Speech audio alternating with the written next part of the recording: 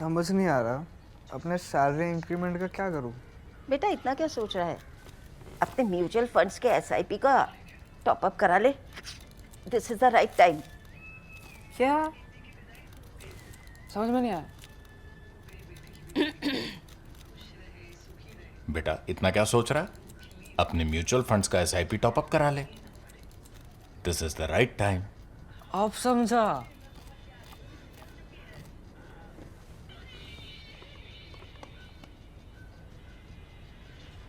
Mutual fund investments are subject to market risks. Read all scheme-related documents carefully. We are now celebrating our 79th Independence Day. This one, however, has a different flavor to it.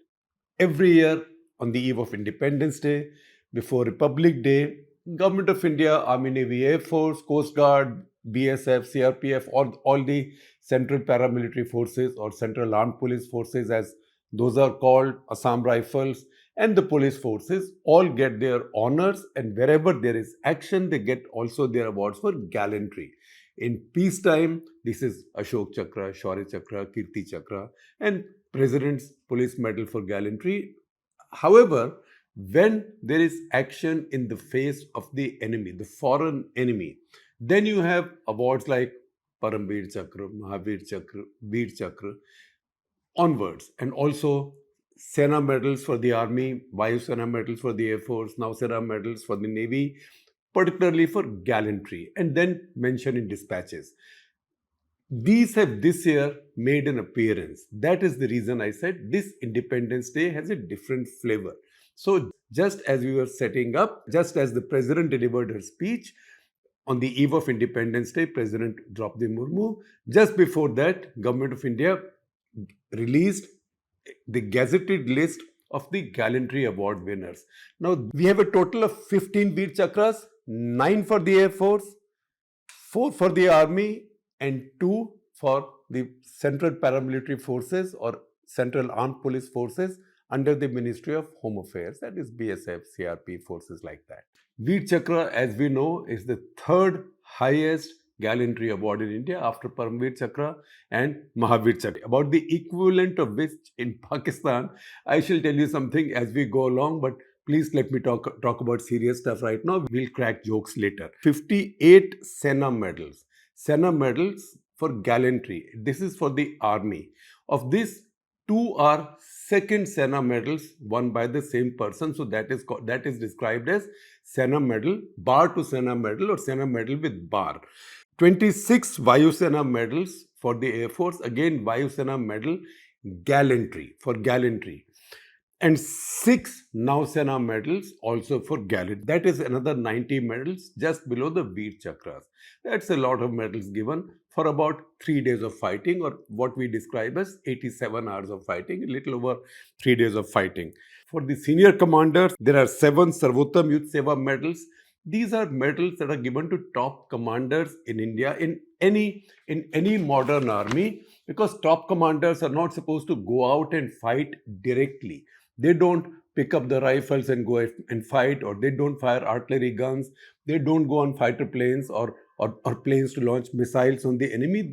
They carry out the role of command from the headquarters, and wherever they may be tactically based. They are not fighting physically. So 7 Sarvottam Yuddh Seva medals, 9 Uttam Yuddh Seva medals, and 24 Yuddh Seva medals. These are once again medals for people who've done their leadership job meritoriously without getting into a fight. What's the reason I'm going a little bit more into the detail of explaining to you what these Yuddh Seva medals are? Sarvottam, Uttam, and Yuddh Seva medal. The reason I'm doing this is that at the other end, and that is where I was trying to suppress a little smile or maybe a smirk at that point, because we were talking about serious stuff. On the Pakistani side, Field Marshal Asim Munir, who just got his 5th star as Op Sindoor ended, or on the Pakistani side, Bunyan al-Marsus ended, he has now been given the Pakistani equivalent of the Mahavir Chakra, or Pakistan's second highest Gallantry Award. Pakistan's highest gallantry award, like our Vir Chakra, is Nishan-e-Haider. And then there is Hilal-e-Jurrat. So he's got Hilal-e-Jurrat, Mahavir Chakra, as if the 5-star himself has gone fighting in the war. That is something that I haven't heard before. I don't know if Idi Amin gave himself a gallantry award after proclaiming himself Field Marshal and also conqueror of the British Empire, particularly in Uganda and Africa, etc., etc. I don't know. Also, when the man gets his 5th star anyway and is the lord of all his surveys in Pakistan, what does the gallantry award now mean? So I don't know how this works. I will need to research this more maybe over the weekend. I will check international history also to see if in any modern warfare, in the history of any modern warfare, a serving 5-star has got a gallantry award. A gallantry award is for fighting. That's the reason I was sort of belaboring the point of these awards for higher commanders and also for those who go out in combat. That is the distinction that's made. We will have time to talk about more of these aspects as we go ahead. What I'm doing right now, today, is something different. It's been more than 3 months now since Op Sindoor, and yet there is a lot of clutter. There is a lot of fog about what happened. Remember the expression fog of war? So the fog of war, although it was a very short and limited war, but the fog of war still continues. And that is what happened when. There is confusion about both things. What happened, when it happened, and then there is a third thing, which is why it happened, and fourth thing, what consequences did it have? What did it lead to? So what I'm going to do today is just go over the various key developments and interventions in the sense of the Indian side saying something, Pakistani side saying something, the Americans saying something, the Saudis saying something. So I will try and put all of that together to give us a clearer picture of what happened. I will start therefore at 4 minutes past 1 o'clock, early morning on the 7th. This is the night of 6th and 7th of May. So 1:04 a.m., that is when Rajnath Singh, the defense minister, told Parliament that Indian operation started. Indian operation to strike Pakistani terror bases started. Indian Air Force was striking 2 large targets. One is Markaz Taiba, that is the Lashkar-e-Taiba headquarter, Markaz Taiba at Muridke near Lahore. And second was Markaz Subhanallah in Bahawalpur in Punjab. That from the Indian border is about 158 kilometers. So that was really in the heart of Pakistani Punjab, very deep inside Pakistani Punjab. So that is when India's strike started at 1:04. In 22 minutes, that operation was over. In fact, in 22 minutes, the entire air skirmish that took place between the two air forces was over. If the Pakistanis say they fired missiles at Indian aircraft, whatever their claims are, all of that also happened within those 22 minutes. Air combat happens in very short periods of time now, because you have aircraft which can go above the speed of sound and which can make very fast maneuvers. Also now they are fighting all beyond visual range. Nobody sees anybody. It's all done electronically. So this was over in 22 minutes. So we come from 1:04 a.m. on the 7th morning to 1:26 a.m. on the 7th morning. Now, as Air Chief Marshal A.P. Singh said later, unlike Balakot, when Indian Air Force did not have evidence, did not have photographic or imagery evidence to prove that they had hit the Jash center at Balakot, and he said at that point we were disappointed that even our people were not believing us. This time they had the pictures, and you will see some of those pictures as I talk. This is for Muridke as well as Bahawalpur. Now you will also see that this time Indian Air Force had taken care even to have drones positioned over these targets. That those might have been, or at least one of those might have been, a sacrificial drone, because once a drone hovers for so long over a target so deep inside Pakistan, you know that the drone will be sacrificed. But because the drone was there, of course, there were lots of other pictures, as you will see on your screen. Local people in Bahawalpur, Muridke, all took pictures when these blasts took place. There are also sounds, people saying, look what's going on. So this time, there was no dearth of evidence. Besides these two targets that the Indian Air Force hit, Indian Armed Forces hit 7 other targets. These 7 other targets are Sarjal at Terrakala, Memuna Joya, Barnala camp in Bimbar. Bimbar is in POK. Abbas camp Kotli, that's also in POK. Sayyidina Bilal at Muzaffarabad, also in POK. And Savai Nala, also in POK. That's also known to be a favorite infiltration point for Pakistani terrorists coming in from the other side. You will see pictures of all of these or most of these as I'm speaking on your screen. Once again, either the loitering munitions that the armed forces used to strike these targets, they were sending pictures back, or they were drones taking pictures. In fact, in some cases, you can also see the loitering munition going down and striking a target. And these were hit with a fair bit of precision. In some cases, the army also used its artillery with guided munitions, and some targets were taken down. So 7 plus 2, 9 targets were down. This was over by 126. See how quickly this is moving. 126 already in the next 10 minutes. In fact, that's when I was woken up. Nishit Upadhyay, who was our editor operations, he sent me a link on WhatsApp, and that was a link to a video that had been posted in Pakistan in Bahawalpur just by onlookers who saw these explosions and these fires. And as I was watching that, within minutes of that, PIB statement came out on behalf of Government of India at 1:44 a.m. See how quickly this is moving. 1:44 a.m. PIB statement comes out announcing that this was Op Sindoor, saying that we only targeted terror targets. We did not target Pakistani military infrastructure in any way, that this is non-escalatory and proportionate, etc., etc. And we have no intention of complicating things any further. However, the Pakistanis obviously were not accepting that message.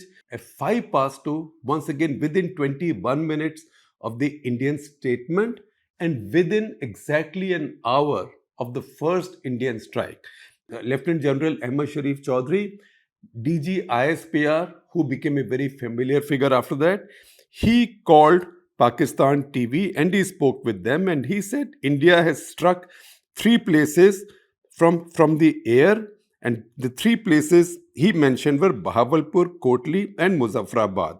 He had not figured obviously by then that Kotli and Muzaffarabad had not been struck from the air, and that besides Bahawalpur, Muridke had also been struck. He also said the temporary pleasure of India, I'm quoting him, the temporary pleasure of India will turn into enduring grief.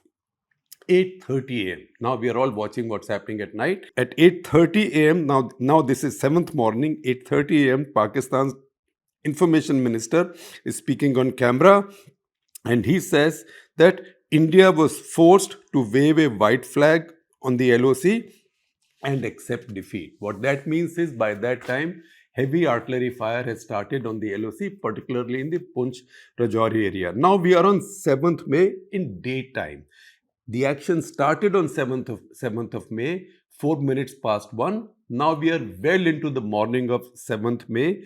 By 8 a.m., shelling has got really intense in the Punch sector. Already, 15 civilians have died on the Indian side in the Punch Tangdhar area. That is around time we at ThePrint are also deciding to send reporters out. It was in this shelling that a Gurdwara, a convent and a madrasa were all hit, because this was really heavy shelling and not particularly targeted at anything. I'm quite sure our side also paid back in kind. So this was a no holds barred shelling from both sides. At 9:50 a.m., Lieutenant General Ahmad Sharif Chaudhry, the DG ISPR of Pakistan, he made a release saying that 26 civilians had been killed on the Pakistani side, and that Government of India had done it following its Hindutva agenda of Narendra Modi. He also claimed that 5 Indian jets were downed, and he said there were 3 Rafales, 1 MiG-29, 1 Sukhoi 1 and 1 Heron combat drone had also been shot down.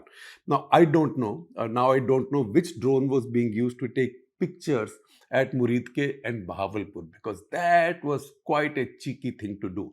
To bomb a place, but already have a slow moving drone in place to record the evidence. That is the very different thing that the Indian Air Force did this time. 10:30 a.m. the same day, the first Indian briefing took place. Vikram Misri, the Foreign Secretary, led it, and that's when the country and the world was introduced to Colonel Sofia Qureshi and Wing Commander Vyomika Singh, the two women officers of Army and the Air Force.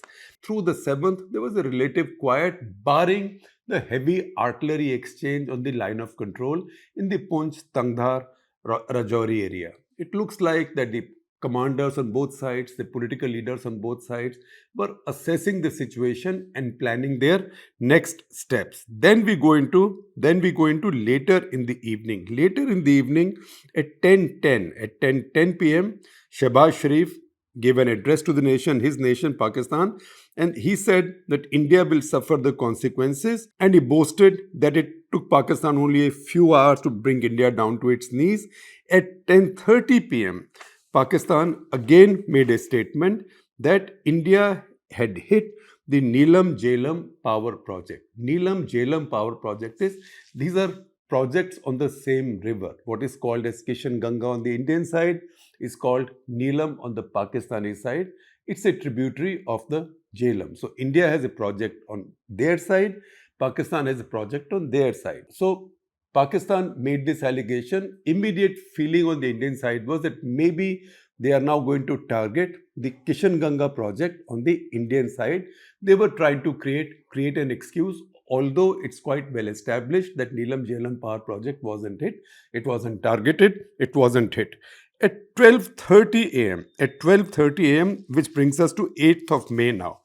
12:30 a.m., Donald Trump spoke, and Donald Trump said these two sides are going tit for tat. I get along with both, and if I can do anything to help, I will be there. And he leaves it at there. 1 a.m., Pakistan's foreign minister Ishaq Dar, who's also the deputy prime minister and Sambandhi of Nawaz Sharif, he speaks to TRT World, which is a Turkish channel, and he says that the two NSA's national security advisors are in contact. You would remember that Lieutenant General Asim Malik was suddenly appointed Pakistan's NSA. That post had been vacant. He had been suddenly appointed in that post after the Pahalgam massacre, when India made it clear that there will be retribution from the Indian side. At 2 a.m. on 8th morning, a lot of the action took place at night. That is how modern wars are fought. At 2 a.m., near Amritsar, there was evidence of missile firings. People heard missile firings. That is when we have a statement from DPRO, District Public Relations Officer, saying there should be lights out, that it's a precautionary step. Everybody should switch their lights off. That is when later the Director General of Air Defense in the Army, he said that the Army had reached out to the management of the Golden Temple to request if they could also keep their lights out, so that if there were any drones coming that way, the Army could track them more easily, so drones won't get lost in the other lights, for clarity of vision. Also, that is when the Army also sought permission to position guns not in the Golden Temple complex. Never make that mistake. In fact, the general also didn't say that. It was misconstrued, but close enough to the Golden Temple to protect it from drone attacks. As the sun came out in the village of Jetwal, not far from Amritsar, people discovered remnants or debris of a projectile, of a missile. Now, it could be anything. We haven't been told what it is, and obviously armed forces are not telling anybody. It's possible. Could be the booster of one of the missiles that we fired at incoming Pakistani missiles, or it could be a Pakistani missile that our missiles intercepted.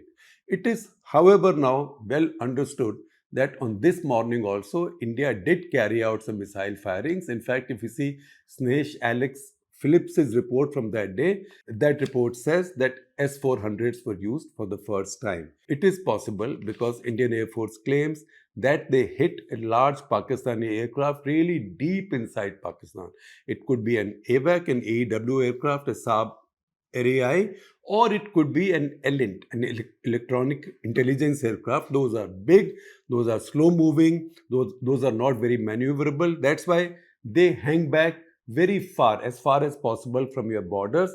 It is possible that the S-400 firings, which took down, as the Indian Air Force says, that big Pakistani aircraft were made on this morning, because it is on this morning also that Indian Air Force had sent out Israeli Harop and Harpy drones, or looking for Pakistani radars and missile batteries. One of those pictures came out quite dramatic at 11:30 a.m. on this day. You can see this suicide drone or kamikaze drone, which has a radar seeker, actually falling down almost vertically on top of a Pakistani radar and missile battery. This is at Walton Road Airport. It's a small airport which also has some military installations located there. So this radar and this missile battery and HQ-9 missile battery was located there. That got hit. That was a major setback for Pakistan. On the 8th at 12th noon, ISPR carried out a briefing where they acknowledged that Indian drones were floating over their radars and missiles, and they claimed that 12 drones had been drowned. And Lieutenant General M.S. Sharif Chaudhry said that this is yet another act of blatant aggression. India is sending out Harop drones. So they had by this time identified the drones, because these drones fall in some place and then explode. So there will be debris left, and they probably did shoot down some also. He claimed at that point that these drones attacked Lahore, Attock, and Gujranwala. That's very far inside Pakistan. Gujranwala is nearly 300 kilometers. Attock is very across the Indus on your way to Peshawar. In fact, that's where the famous bend in the Indus is. These drones reached that far. These are places where Pakistani radars were located. So he said Lahore, Attock, Gujranwala, Chakwal, Rawalpindi, and Bahawalpur. Yet again, Miano, Chod is in Sindh, and Malir cantonment near Karachi. All of these, he said, were targeted by Indian drones. This is something that AP Singh also confirmed later in his L.M. Katre Memorial Lecture last week. For clarity, I will tell you what Air Chief Marshal AP Singh said. He said, and I quote, "We were able to get at least 2 command and control centers like Murid and Chaklala, at least 6 radars, some of them big, some of them small. We have an indication of at least 1 AW&C in that AW&C hangar. That's at Bolari. You can see a missile having gone through that roof. That picture is a famous one. A lot of people on Twitter use it as their display pictures. And a few F-16s, which were under maintenance there, were also taken down." That's what he said. However, these missile strikes took place later.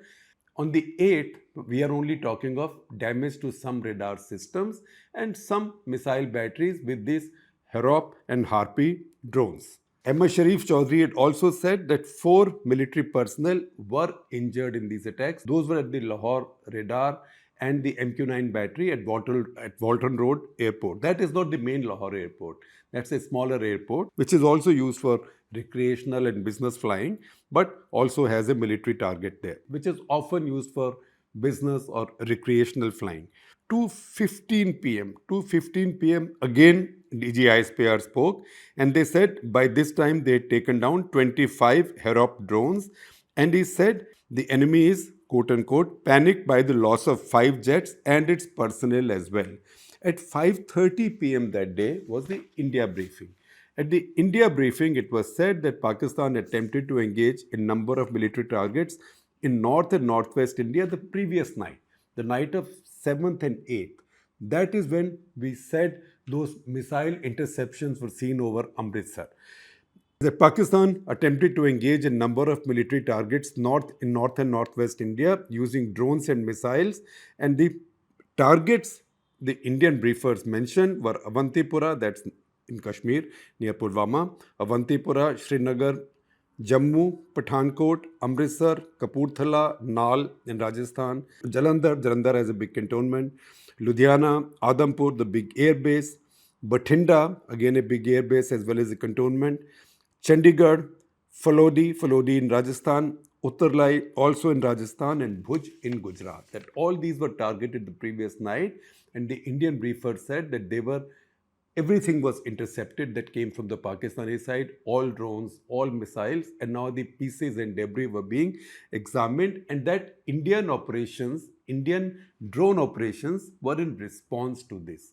I would like to add that the Indian drone operations were part of a larger suppression of enemy air defense operation, because Indian Air Force had now decided to pay back the Pakistanis. Before that, they wanted to suppress the Pakistani air defense system. And that is what these Harpy and Harop drones were used for. Indian briefers said that our own integrated counter UAS or unmanned aerial system, like a big drone, and air defense batteries, air defense systems neutralized all of these threats.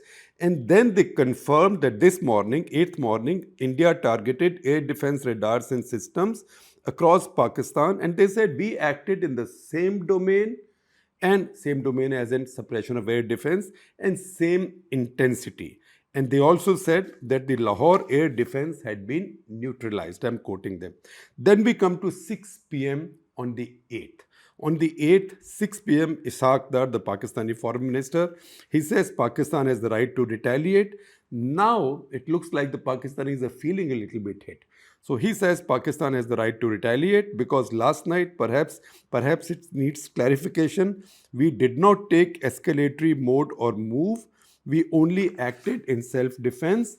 So he's actually setting the stage up for something more intense from the Pakistani side. So Defense Minister at 6:45 p.m. said, he said to Reuters that India's drone incursions into Pakistan have made attacks on India by the Pakistanis increasingly certain. And this is around time he also said, because there were some statements from some Pakistanis that all right, we have had a tit for tat, right? So we are happy to disengage if India doesn't escalate. But he provided clarity now, and he said India has inflicted damage on the Pakistani side, so India must take a hit. So this is the Defense Minister of Pakistan, who's also been given a high honor, a bit like Pakistan's Padma Vibhushan right now, for his quote-unquote distinguished performance. He's the one who said to Sky News that the evidence of Indian aircraft having been shot down was all over the social media. The same champion, he now had let India know that Pakistan was going to intensify the fighting. At 7:30 p.m., Marco Rubio, the US Secretary of State, we are on the 8th now, called Shahbaz Sharif. Shahbaz Sharif, they said, according to Pakistani readout, that Pakistan has the right to self-defense. Rubio said in his readout, State Department readout, that there is need for India and Pakistan to work closely to de-escalate. At 8:35 p.m., DG ISPR came out to speak along with Ishaq Dar, the foreign minister.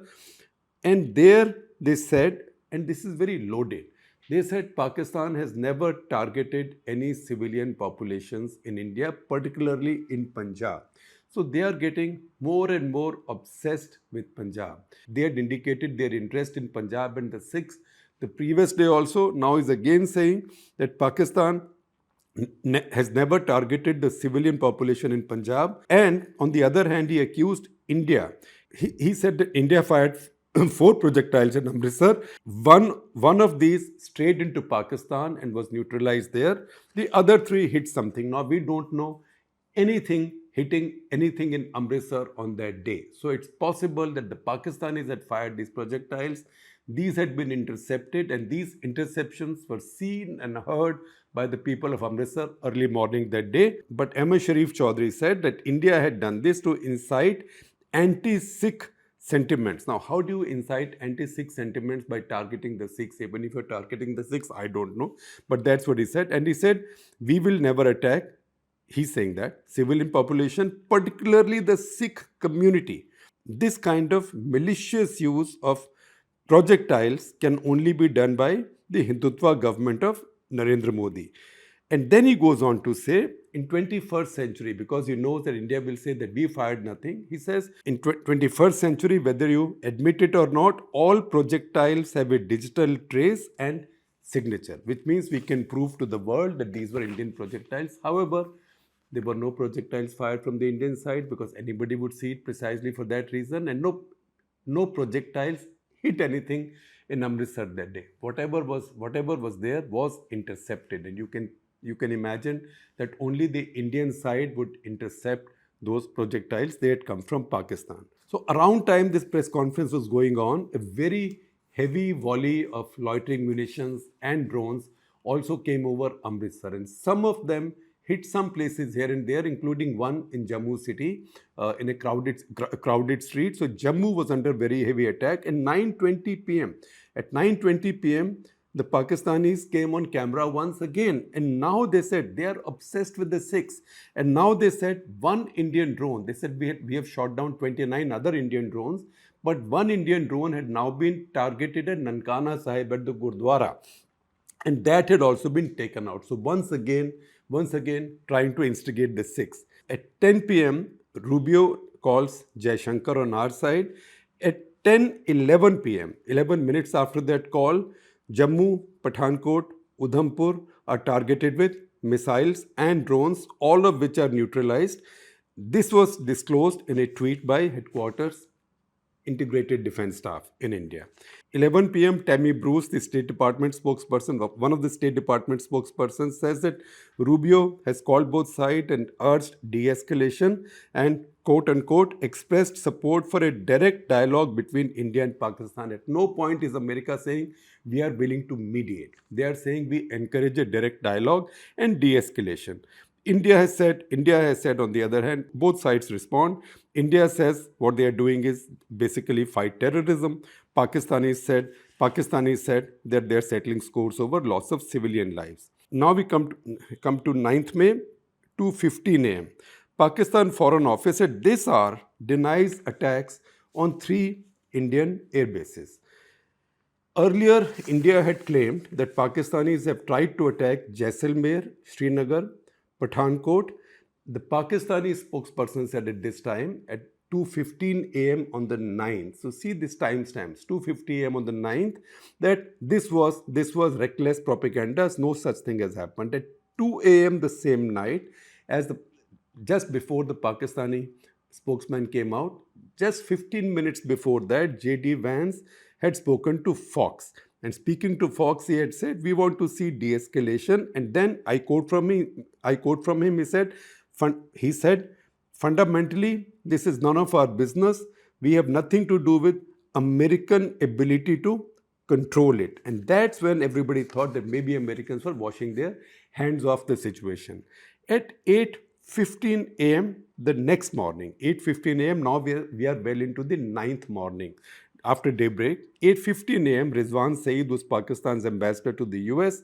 He tells CNN that the two NSAs are in touch.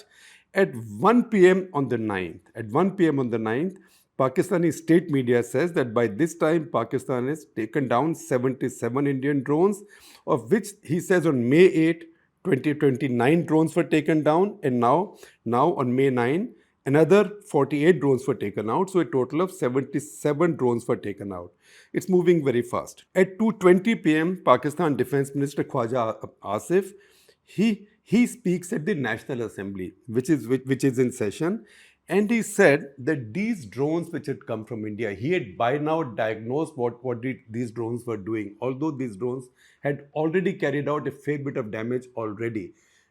Damage is physical in terms of destroying a few of the radars and at least one missile battery, but also by forcing the Pakistanis to switch off the radars, because these drones have seekers and sensors. So when a radar is switched on, these drones can catch that radiation and then latch onto it and go to the radar and hit it, riding it. So they had forced the Pakistanis to switch off these radars as a precaution. By this time, they figured it out. So Pakistani Defense Minister tells his National Assembly that these drones were trying to detect locations of the Pakistani radars, of course. That is the reason we did not intercept them. We did not intercept them, and once they had lost their way, then we shot them down. At 5:30 p.m., the regular routine Indian briefing takes place, where Indian briefers say, one, that they found Turkish drones used by the Pakistanis, including the debris of Turkish drones. Pakistan buys a lot of drones from Turkey, so no surprise.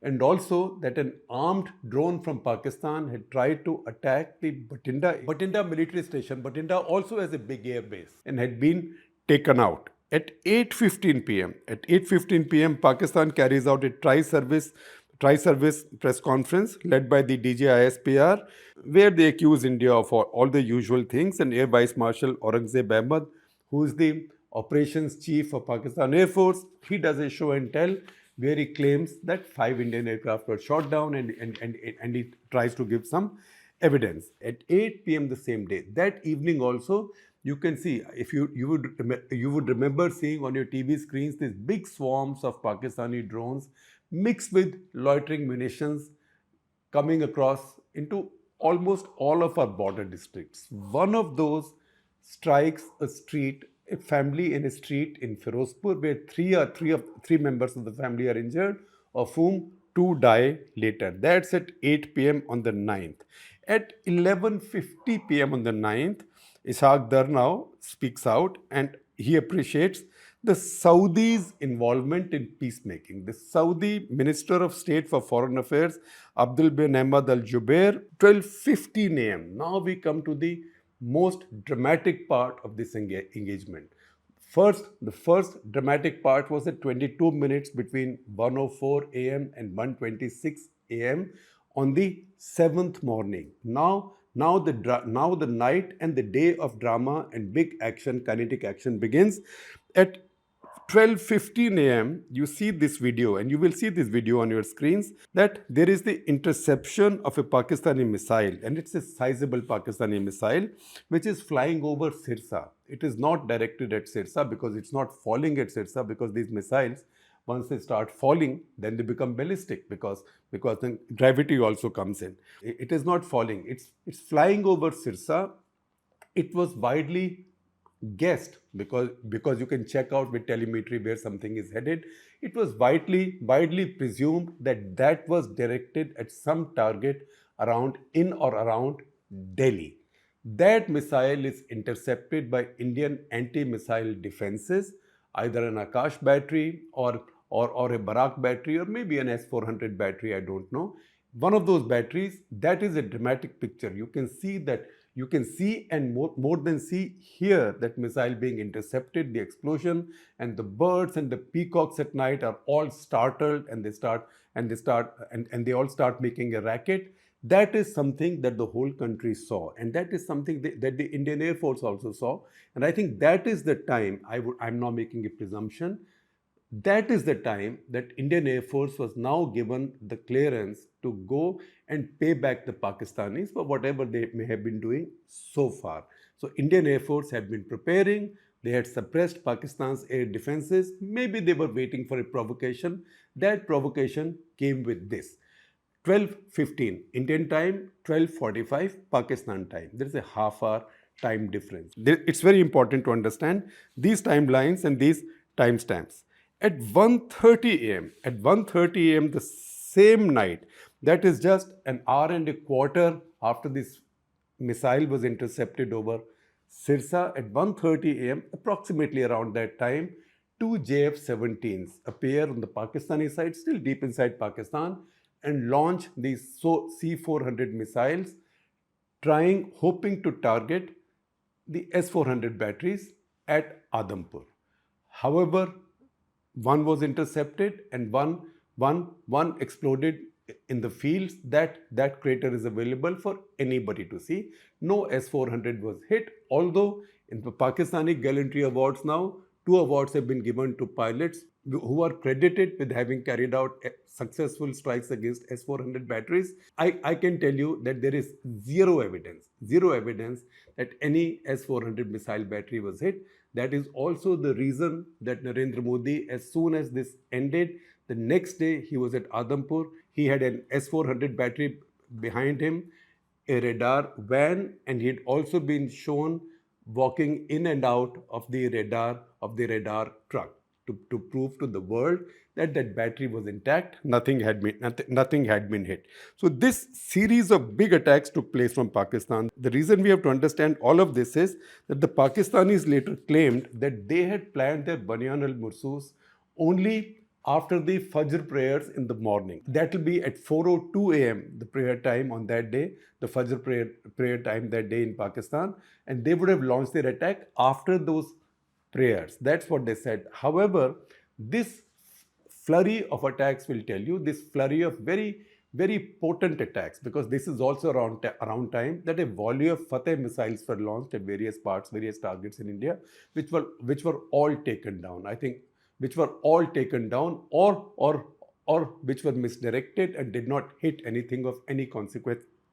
And the odd one which probably wasn't taken out hit nothing of consequence because it was completely misdirected, or maybe it was confused also through spoofing or whatever counters are available. And that later one of our deputy chiefs of staff, that is Lieutenant General Rahul Singh, he said that Pakistan had hoped that they will pulverize India and bring India to its knees in 48 hours. This was the first effort of that, and this failed.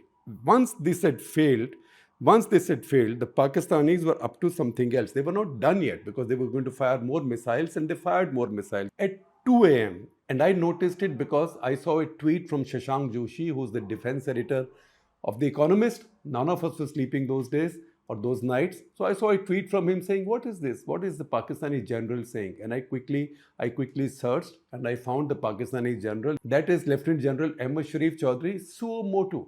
He just came out on his own, recorded a statement. There was nobody, and released that statement. And he said, I will tell you something very disturbing. This is heartbreaking or something like that. I can't believe it that a country can target its own people. India is targeting the Sikhs of Punjab. So just now from Adhampur, India launched 6 ballistic missiles targeting Amritsar, because you know how much Narendra Modi's government dislikes the minorities, but we stand with India's Sikhs, we stand with all the Sikhs, we stand with all the minorities.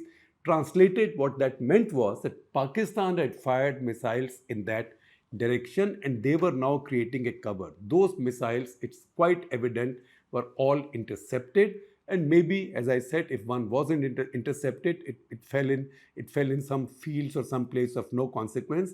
And in this rhetorical flourish, DG ISPR also said that this was India's sinister plan, because he claimed that one Indian missile had also gone and hit Afghanistan. That is something the Afghan government denied the next day.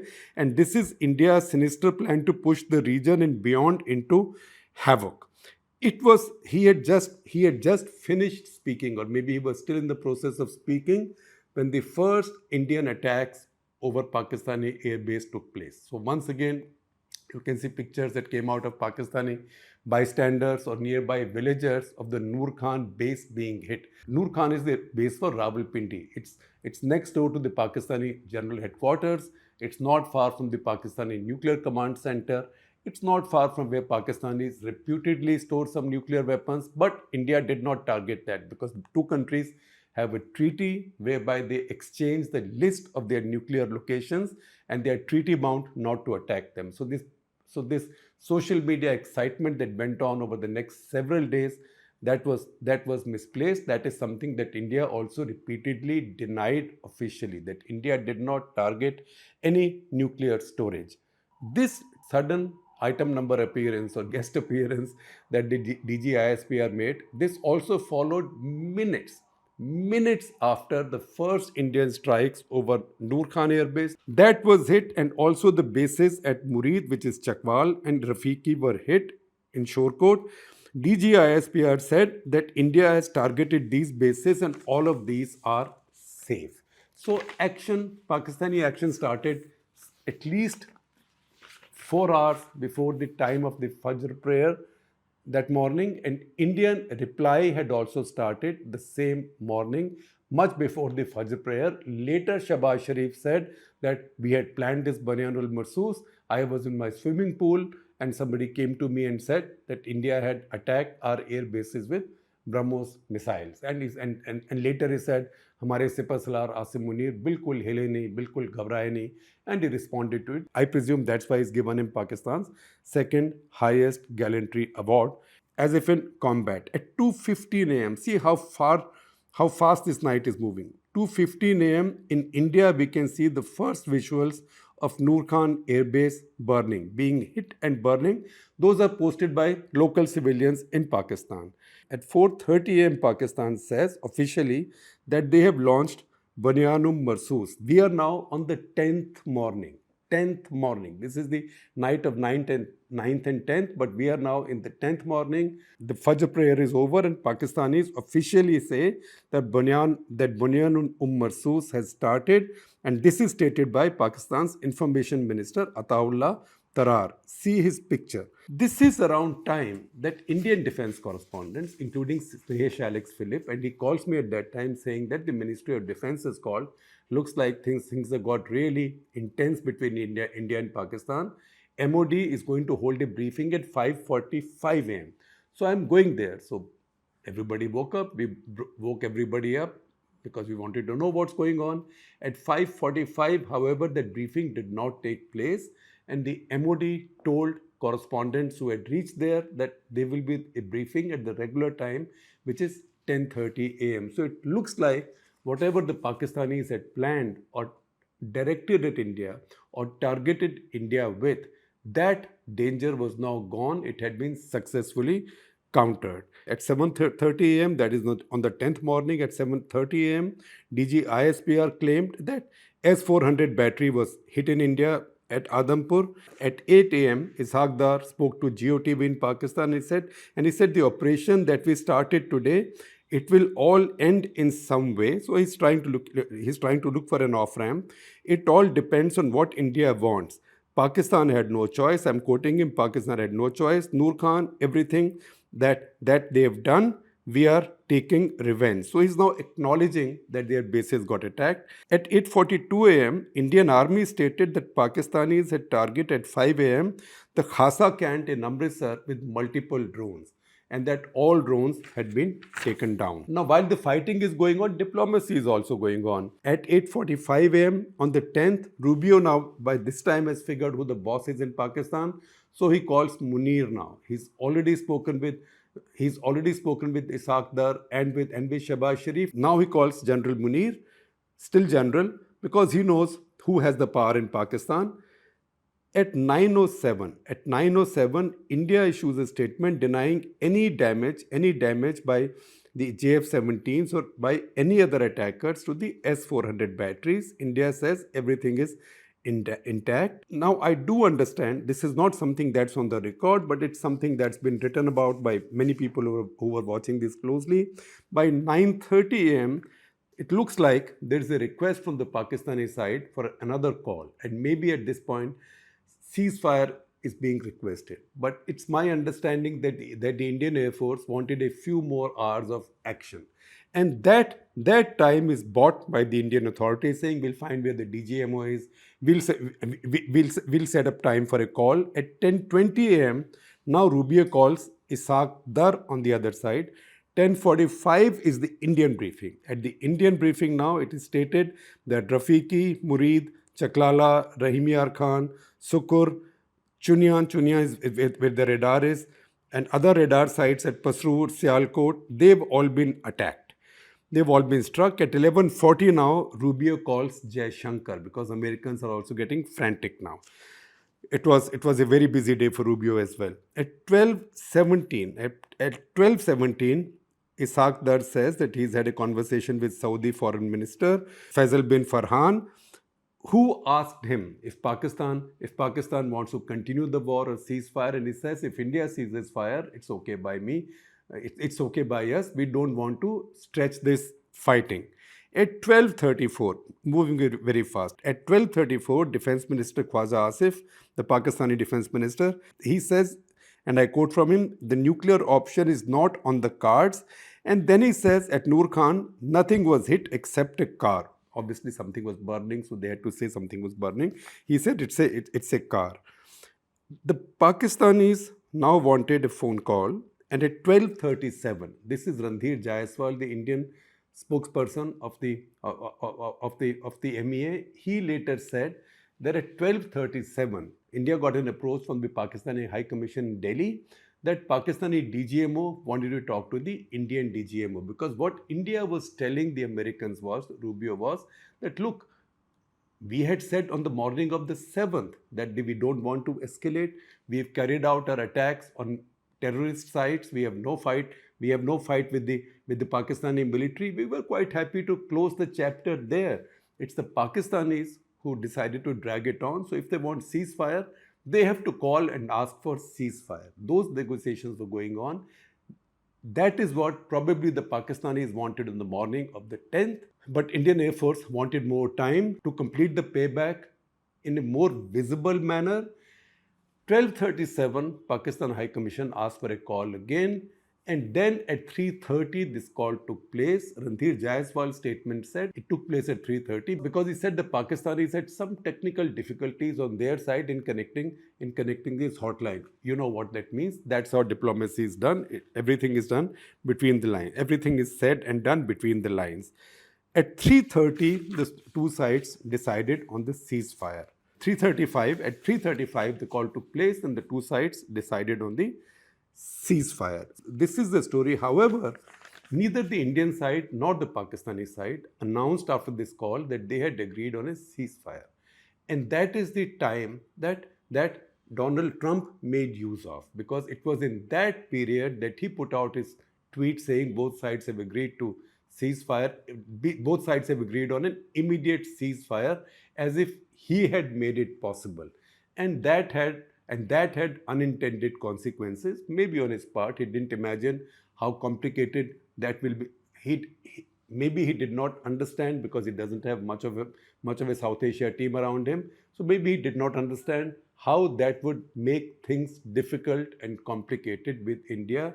We are all now picking up the debris of India-US relations, essentially as a result of that claim, which he has then repeated maybe 30 times since then. And you can be sure that by the time you're watching it, he might have repeated it a couple of times again. This is probably our longest episode of Cut the Clutter so far. The reason I decided to do this in so much detail was that there was so much clutter in those 87 dramatic hours.